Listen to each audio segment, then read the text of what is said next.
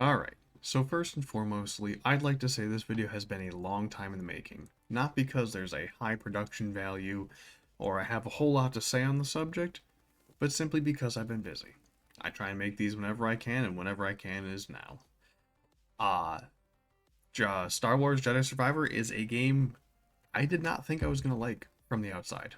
It takes two things that I actually really like and puts them together, and generally that is a recipe for absolute disaster. In this case, it was quite the opposite, actually. The one playthrough I recorded was for this video.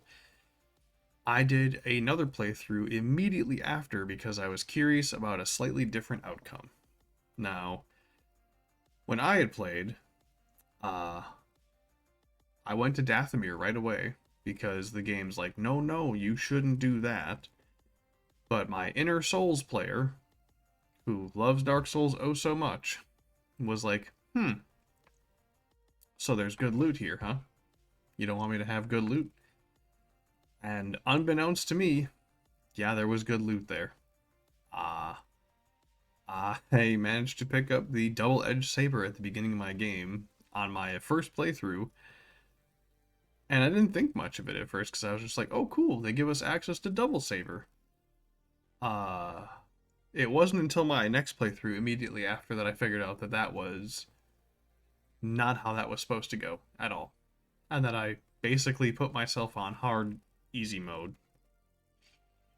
So on my second playthrough, immediately after my first one, I completely avoided Dathomir and went in the order that the developers intended you to go, while also doing all the treasure hunts for all the echoes and stuff.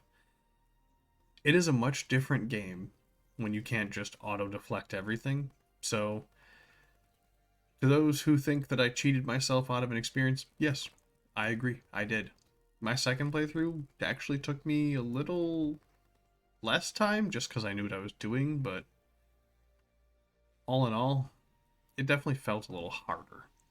It felt better, it felt more soulsy because my first playthrough, I mean, I died a few times, but like, it wasn't like the actual Souls games where you're dying left, right, and in between to the same three things. I would die to things like the ending boss.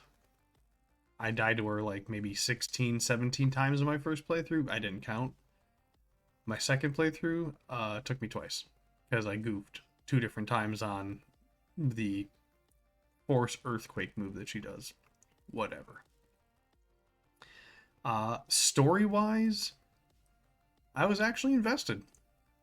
They wrote in just enough mystery to not make me go, oh, this is some contrivance crap that they're going to make me sludge through to get the answers for. No, they gave you little tidbits of information with not much else to it, so it wasn't like you had to go hunt for an item to get the lore to get what was going to be going on next. It was just, hey, here's a little lore. Have a have a snack of lore. And that worked for me. I like getting my story in little tidbits. I don't like having to hunt too hard for the lore. Like when I played Cyberpunk and stuff, most of it's handed to you. If you knew about the Cyberpunk 2020 tabletop game, you knew a bit more going into it. But like actual Dark Souls, where they just do not give you any lore and you have to read items and make inferenced lore, that's not for me neither.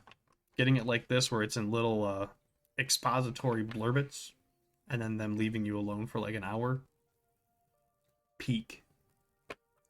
Uh, I would not have it any other way. I'm actually really looking forward to the next time the second half. I think it's not Survivor.